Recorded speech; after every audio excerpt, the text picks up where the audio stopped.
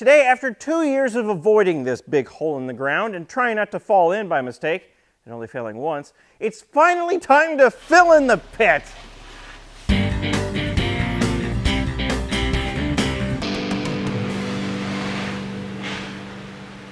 If you're new to my shop and or my channel, you probably won't be familiar with my pit. So here it is.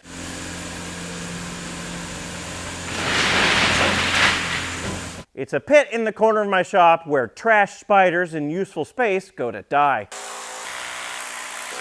The pit's only 3 feet deep, and through a combination of minimal research and guessing, I've determined that this pit was used for front-end alignment racks. You had steel racks that the car would drive out onto. There's even steel posts embedded in the concrete here and here. The car would drive out, and you have the mechanic in the pit at roughly wheel working height, because the car would drive out at about waist height. And then you'd do the front-end alignment fiddling from here. Now, you're never going to see a big open front-end alignment pit like this anymore in the modern age, because having a big open pit like this is a bit of a liability. Anyone could just fall into the pit and sue you, which is a problem. If you're wondering how I'm the first owner of this shop to fill in this pit and regain all this useful space, it's most likely because before I bought this property was owned by a rental agency that rented out the house to tenants. And I suspect the tenants were either locked out of this shop or only came in here once or twice to go, oh, I wonder what's in there.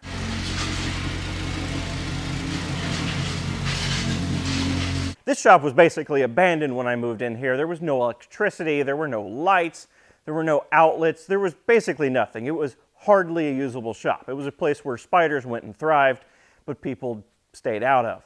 And I suspect before the rental agency bought this property was owned by the original owners of the shop, who used this pit for its intended purpose, be it front-end alignment racks or otherwise.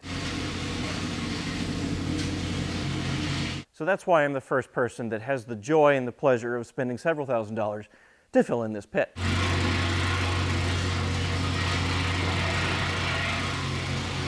My hole's full of rock. They filled it full of gravel. It's about 30 inches deep of gravel. It's all compacted down. They've laid the wire mesh out on top of it. They've drilled rebar dowels into the existing concrete to tie it into the existing concrete. And it's ready for the concrete pour tomorrow morning. They're going to pour a roughly 6-inch thick slab of 5,000 PSA concrete. In fact, I imagine the next shot you'll see is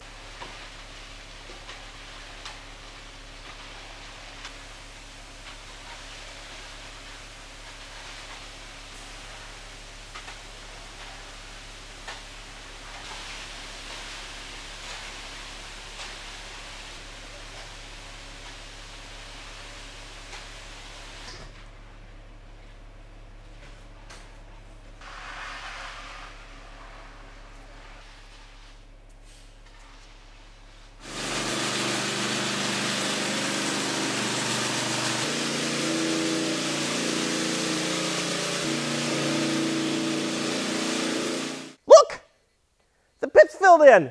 I've avoided this useless chasm in the corner of my shop for what, 2 years now? And now finally, it's usable space. My whole shop is usable. This is huge. Easily the biggest upgrade I've made to this shop. I've got so much more space to play with now. In fact, you know what this calls for? There isn't a pit in the shop anymore. There's nothing but usable space. There isn't a hole in the floor anymore. There's no place to fall in my face. Yeah, well, that was kind of dumb. Bottom line is, I'm very excited to have the pit filled in case you couldn't tell. Now, on to the next thing, which is, there's no lights on this side of the shop at all. So I need to put up some lights, just like I did with the other side of the shop. All those 24 LED strips. Looky, I threw together some handrails for my scaffolding, so I feel more stable now. Even though these handrails aren't stable, I have something to grab onto, which makes me feel good.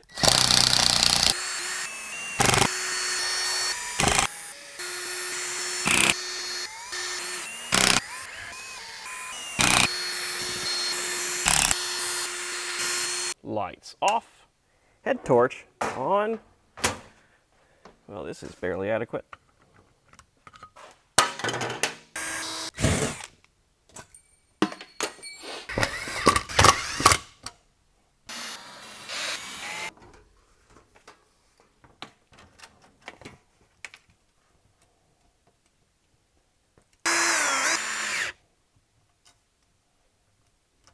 If you're thinking it's weird that I'm using a drill for this tiny work, it's because I'm too lazy to go get the screwdriver off the top of the scaffolding.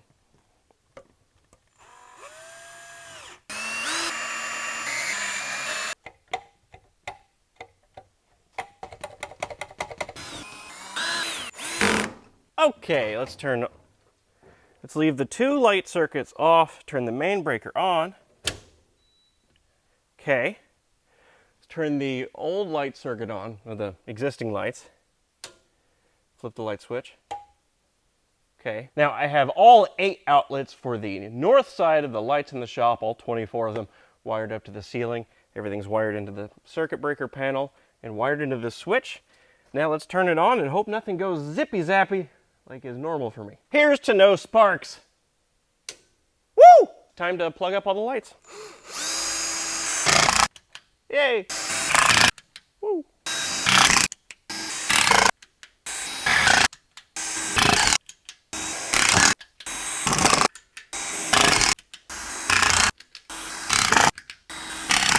Woo! Halfway point. By the way, if you're curious what lights I'm throwing up here on the ceiling, there will be Amazon links to these lights and other shop things I bought in the description below the video. And they are affiliate links if you want a nice, easy way to support the channel and myself and my family.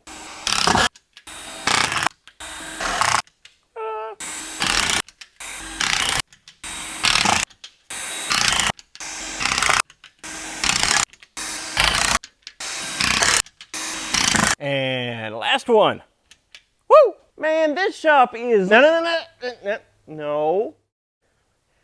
The shop is well lit now on both sides. Now, the next thing to do is to put up outlets on this side of the shop, because aside from the lights that I just installed, there's no electricity on this side of the shop at all. But before I can put up the outlets, I need to deal with these walls. With other areas in my shop, I never even bothered cleaning the walls because I either covered the walls up with something or they're covered in cool paint splatter from the days that this was an auto body shop. But this wall is going to be on full display, and it looks gross. I did experiment with cleaning this wall, and you can see my 2 test patches here. This test patch here is the result of using a sponge mop on the wall, and as you can see, it made very little difference. It's not much less gross than the surrounding wall. And this test patch here, which looks much cleaner, is the result of using a scour pad on the end of a drill, using this hook and loop sanding attachment for the drill.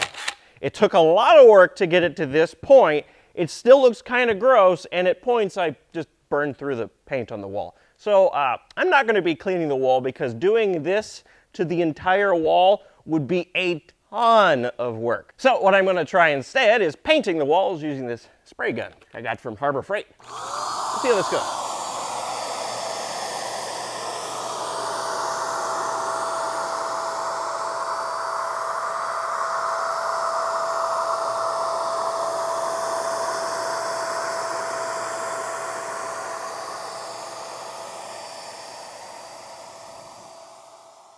Look how bright it is in here. This paint job took me 3 whole days. I'm not kidding, 3 days.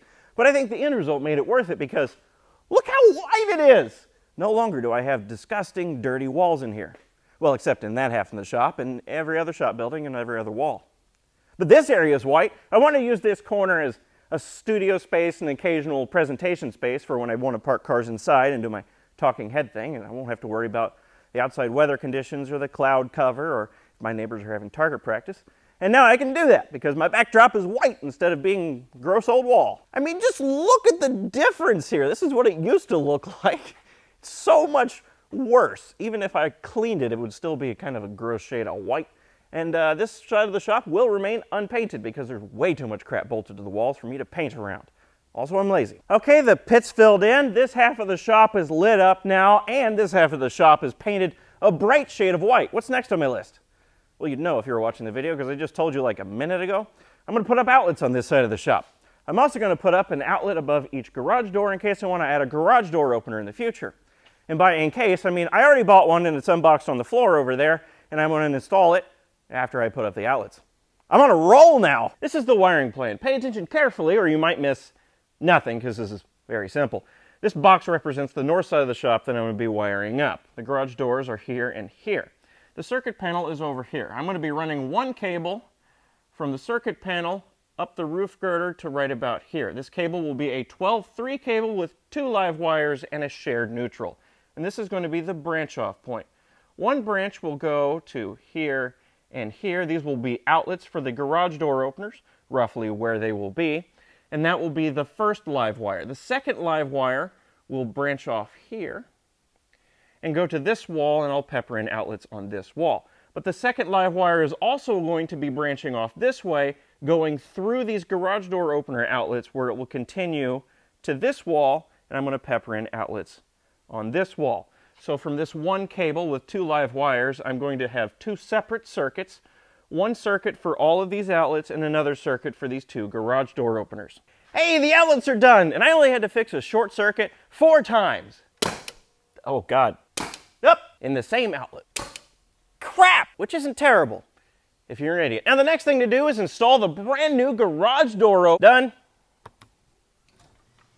It's so quiet. I need to get 2 more of these things to replace the garage door openers in my house, because right now in my house when you open the garage doors, it sounds like a low-flying jet or an earthquake, which always wakes up the child. This sounds like nothing. I have an automatically opening garage door now. And now that my shop has Wi-Fi, I can do this from my phone. Now the next thing to work on is, no, I've done enough for this video. This is the biggest transformation this shop has ever seen. This half of the shop is all new, it's all usable, and I couldn't be more excited about it.